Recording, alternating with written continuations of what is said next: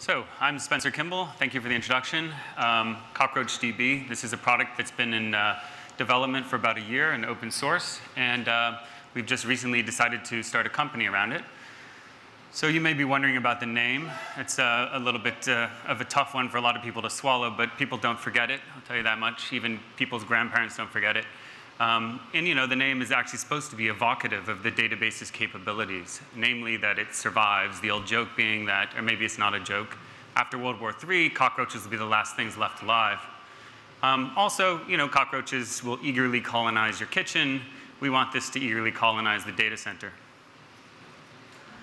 So this is a very fanciful timeline of databases history from 2000 to 2015, and it mirrors my career dealing with databases.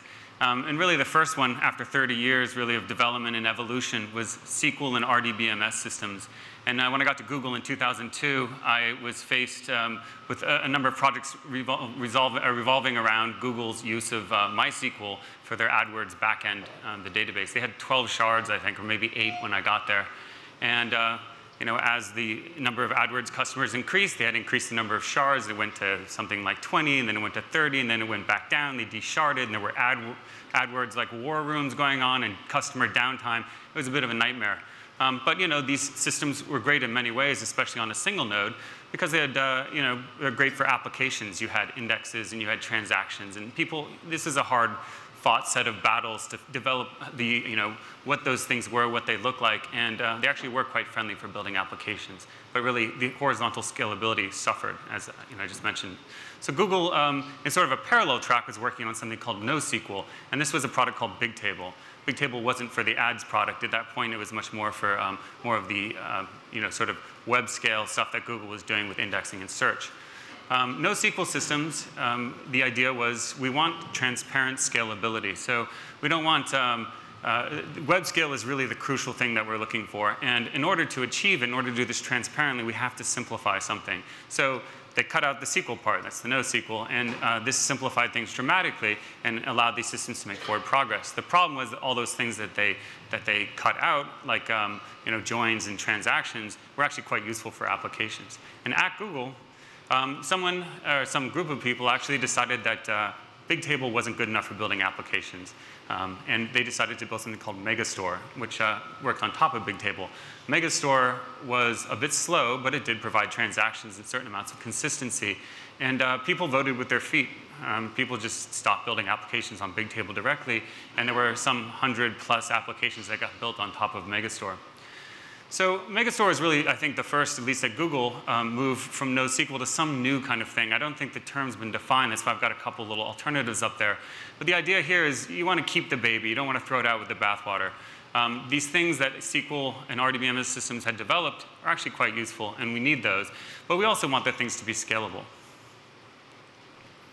So when we set out to build Cockroach DB, there's these 4 bullet points here. But I'll tell you, the real motivation for this whole open source project was to build the database that we all want to use at our next company. And these are 4 things that I think a database should be doing for apps instead of apps working around the database when it doesn't provide them. The first, scalability. It's almost too obvious to put up there. In this day and age, you can go from relative obscurity to having 1 billion people on your product in the course of a year. That's pretty amazing. And if you kind of kick that scalability can down the road because, well, you can keep scaling up MySQL instance, you're probably going to have to end up doing sharding at some point because if you're successful. Surviving disasters, that's where the name comes from. We think that it's not just machine failures, but entire data center outages. This is really surviving failure disasters.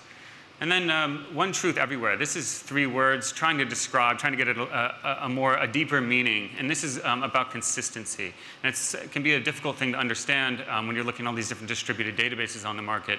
But consistency is very important. You've heard a lot about etcd. This is a consistent database as well. This is something that I think makes apps a lot easier to work with. And it really boils down to if you write something and then you read it, a couple milliseconds later, you should read what you just wrote. It's not always true. In fact, it's often not true with distributed databases. And finally, and this last point really speaks to the 3 above it, we think people should be spending their time building apps, not building workarounds to database shortcomings. So a little bit more detail on some of those points. There's oodles of data out there. In 2012, IDC calculated that there were 2.7 zettabytes of information in the world. A zettabyte is a trillion gigabytes. So that's quite a bit of data. And they project that by 2020, there'll be 40 zettabytes. So that's over the course of 8 years. 7 years, it's an order of magnitude more data. That's a lot. Clearly, there are some pretty interesting options available on the market right now for vertically scaling a single node. But they're expensive. You could put down a Fusion IO drive or Virident, and ultimately they do have limits. And if you're talking about web scale, any kind of web scale app, which I would like to just posit is what most people are hoping for when they start a startup these days, that's not going to cut it. Ideally, you really need a database that horizontally scales. That is, you can put in commodity hardware and expect linear performance gains and capacity gains. Also, apps should be agnostic. This thing whatever the scale mechanism is underneath the covers, the app should not be aware of it. It should be transparent to them. There shouldn't be sharding. There shouldn't be app level rebalancing or repartitioning of data. So if or perhaps when the data center that your application is running on goes down, your app shouldn't care. This should be a problem for the NetOps people at AWS or Google's cloud. This is, again, really one of the defining goals for the project.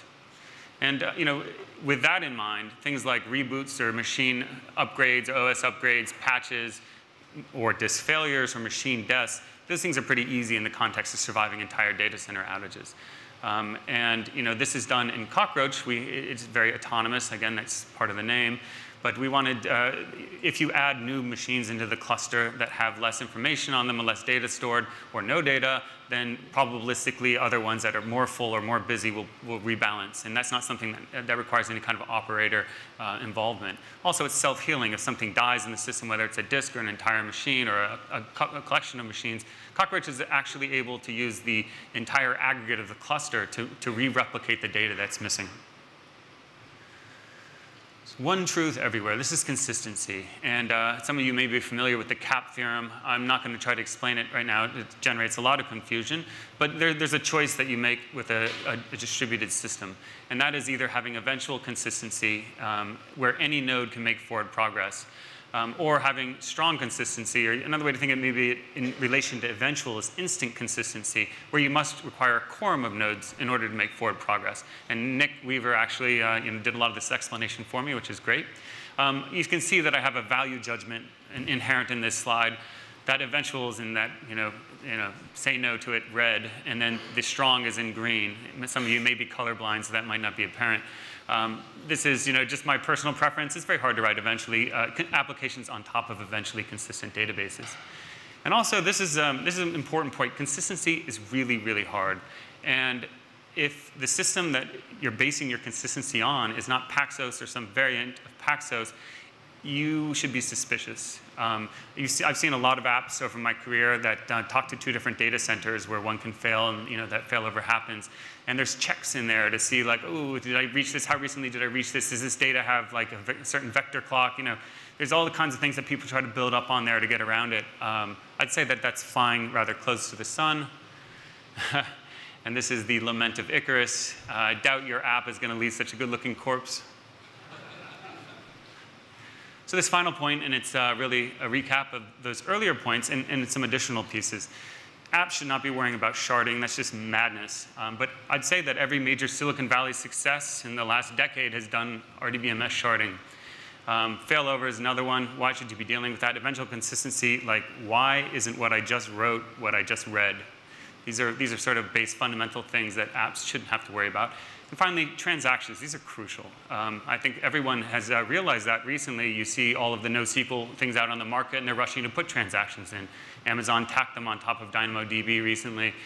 Transactions, as you probably recall from your computer science days at university, this is the ACID transaction semantics, atomicity, consistency, isolation, and durability. they actually make programming simpler. As again, I'm going to refer back to Nick. He had some good points there. Simplicity, compartmentalizing complexity, this is very important, and transactions really allow that to happen. And you can boil them down to it's all or nothing. You may have a distributed transaction that hits all various nodes in the system, spreads its writes out. It's really important that either you finish that operation successfully and all of those writes sort of appear instantaneously in the database, or if you have any kind of failure along the way, none of those writes are in the database, nobody sees them, they're never there. There are ways around not having transactions. There's compare and swap. It's a very common one. There's other ones. I'm not going to get into them for time. But they all add complexity. They really do. And as your operations become more complex, they become more and more infeasible to actually do correctly. Data integrity is another big one. And this is the all or nothing part as well. If you don't have transactions, keeping consistent indexes and things like that becomes well nigh impossible. And when you actually have bugs in your code, which does happen, we all know, then that data, the mess with whatever half-finished operation, whether it's a foreign key reference that's now dangling or an index entry that doesn't point to a real primary key, these things build up, and they can build up very quickly, and it's not uncommon to just end up with a complete data mess where you have to build other tools to go in there and try to scrub it. So Cockroach's architecture.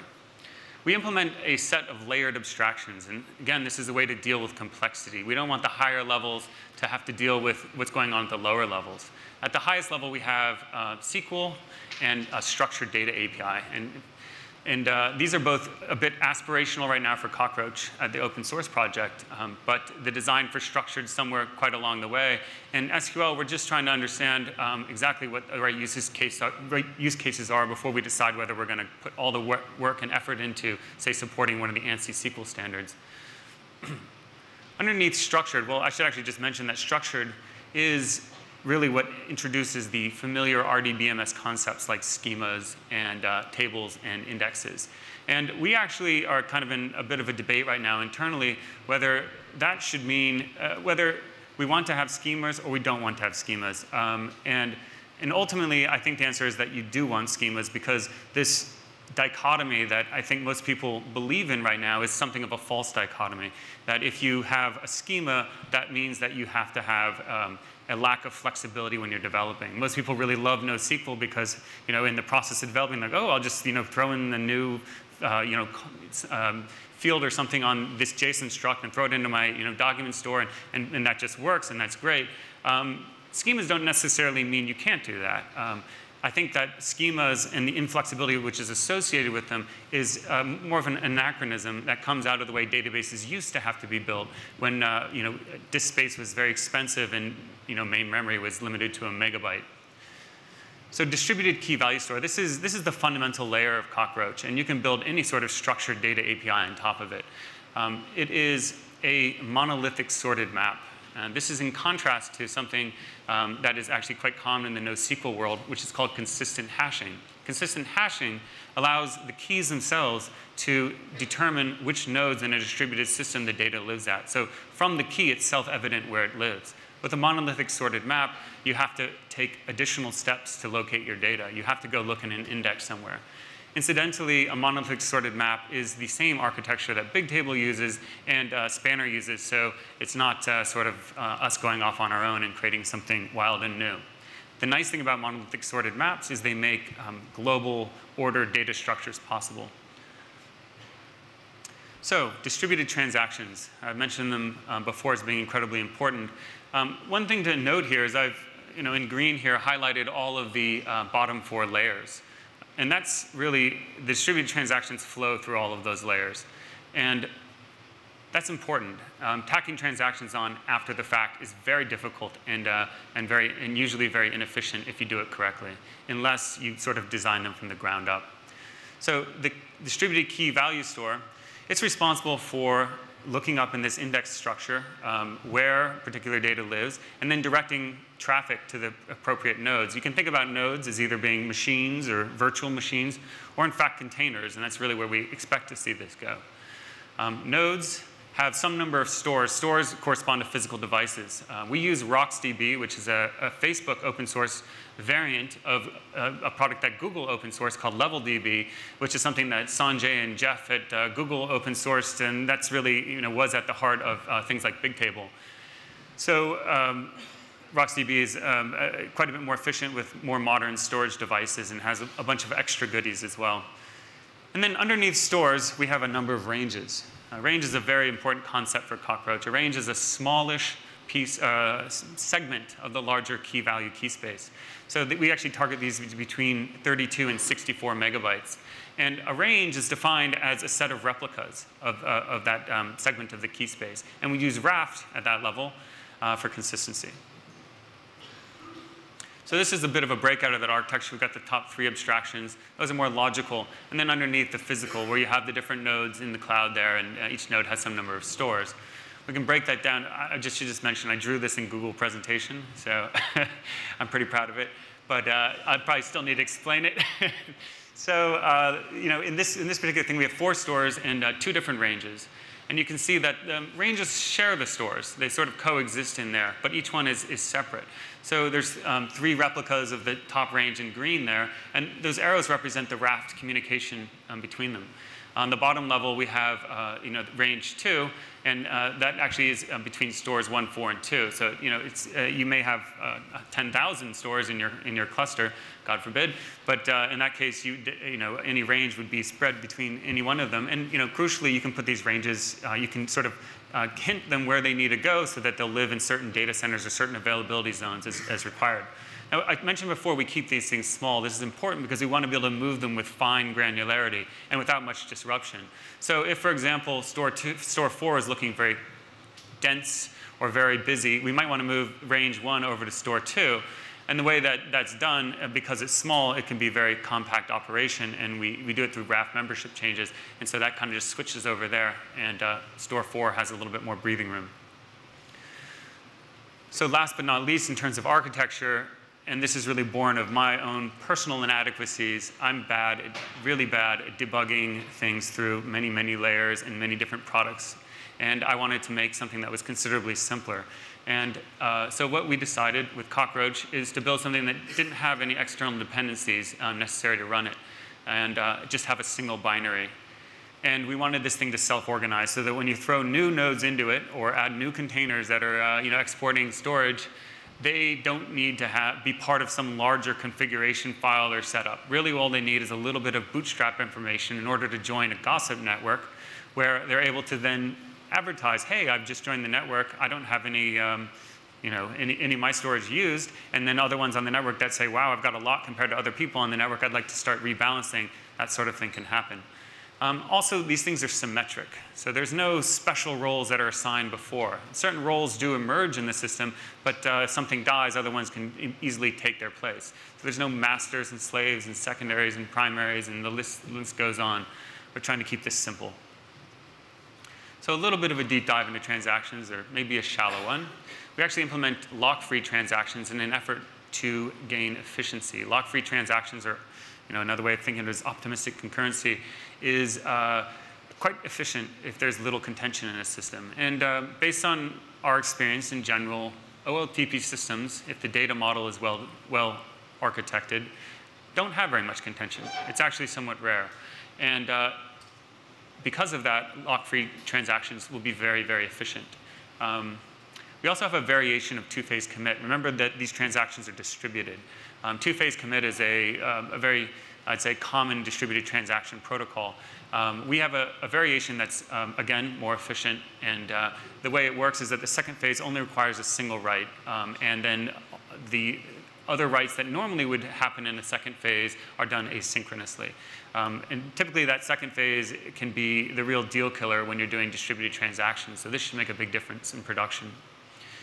There is a variation that we have that's sort of a degenerate case, and it requires only one round trip. And that's when all of the data lives within a single one of these ranges. And there are things that you can do at the structured data level where people are actually, say, creating tables and things like that, that encourage this so that it's actually the normal case and not the exception. This is a lot of these ideas are straight out of Spanner and straight out of Megastore. Finally, and this is really, again, about simplicity, we've decided that there's only 2 levels of isolation.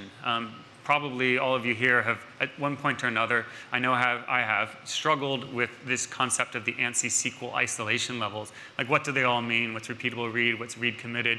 You know, what is serializable exactly? We wanted to just really have serializable. In the end, we had decided that snapshot isolation we would also include. Turns out that serializable is the sort of the gold standard with isolation levels. It's the highest. It has no write anomalies, and the problem with it is that it's a little bit more, it's a little bit inefficient in the case of contention, at least in our implementation. Snapshot isolation is very efficient, even in the case of contention in the database. So we did decide to include them both, but serializable is the default. So consistent replication, I don't have to go into much details about Raft because it's already been covered, and I know that it's going to be covered, but just a little bit of history. It's the successor to Paxos. Paxos was introduced in '89 by Lamport, and it sort of languished, I'd say, in relative obscurity until he rewrote it in 2001 as Paxos Made Simple. But it wasn't very simple, and I know that Google struggled with it for years before they had what they felt was a stable implementation, and there were many implementations actually there. And then Raft was actually introduced in 2014, so very, very recently, and I think there is Diego Angaro is going to be speaking about it later today. That should be a very interesting talk. He is one of, him and John Ousterhout actually wrote the paper on it and invented it. It's an easier way to look at it, and so that actually was important for us. We actually have teamed up with CoreOS on our implementation of Raft. We were originally going to write our own, and I'll give you a little bit of details as to why. And the CoreOS guys working on etcd, Zhang Li and Yicheng Qin, came and approached us, and they wanted to sort of join forces, which sounded great to us because it took a huge amount of implementation off our plate. And also, it's just more people working on the same thing. And we actually had these concerns, and we met with them, and we were able to find a common denominator actually quite easily because they'd done a great re-implementation of it. And so now we think that we have a sort of a better use case, a better common denominator for more use cases to live on. So why did we think we needed to build our own? Well, we actually use Raft at the level of those ranges. And you can imagine that there are going to be many, many ranges in a system. In fact, we expect to have almost as many as 100,000 ranges on a single node or store. So with all of those Raft ranges, if you look at the way Raft, if you read the paper, how it's traditionally implemented, each of the ranges is subject to being heartbeat by its leader. So that would be a lot of heartbeat traffic, if you can imagine that. We have a nice little diagram here. This is 3 nodes with one range, and you can see the range has 3 replicas. So that top left one is actually the leader and its heartbeat and those followers. If you add some additional, so we now have 4 different nodes here and quite a few ranges. And you can see how much more of a spaghetti all those heartbeats are. If you go to 100,000 in one of those nodes, it would be quite a bit of a disaster. So what we did is we built something to coalesce the heartbeats, and only nodes heartbeat traffic between themselves, and the individual range, or the Raft replica groups, just piggyback on that system. So in summary, make data easy. That's the goal here. And I actually was listing out these 3 bullet points, and was amused to discover that these really do describe the insect just as well as this database. These things do scale, as you know. It's pretty disgustingly. We want this database to scale easily. Auto-balancing, self-repairing cockroaches, you can cut their heads off, and they still run around. You can put them into water, dunk them into water for way too long, and they come out and they can keep going. And they really are probably one of nature's simplest and, evolutionarily speaking, most successful designs. So I think simplicity is a big point when you're talking about something as complex as a distributed database. Also, stop saying the word maybe. This is this hand-waving stuff that goes on with eventual consistency. Not just eventual consistency, though. The lack of transactions is another one. And also whether the system is truly highly available or can be. So, lest you get too excited that this is all done and it's ready to go, we are unfortunately so pre-alpha. However, the good news is that, like I said before, we started a company, Cockroach Labs, around this, And we've been able to hire all the great people that have been working on it, and we're hiring more. And so the development has just gone through the roof. It's accelerated tremendously, so we're quite excited. And there's only a couple things left to get us to the alpha. We're working on the auto-balancing and self-healing features. Meanwhile, we have enough engineers now that we've started gung-ho on the structured data part. And we have a guy that's working full-time on security, containers, and cloud. And that's coming along quite well as well. So it's open source. There's the GitHub. There's a Twitter. I want to give a little plug to Go, which we think is a fantastic systems language. This is a bit of a surprise because it's garbage collected. But the garbage collection is pretty different from Java's, is all I can say. I mean, the way it works, it's a lot easier to not put pressure on your GC. And they have some great things coming down the pipe as well. It's compiled, native performance, strongly typed. And most importantly, for an open source project, I think, Go code is incredibly readable. And there's really usually one sort of idiom in order to implement things. So you can really get involved more easily. This is maybe our mascot. We're just experimenting. Thank you.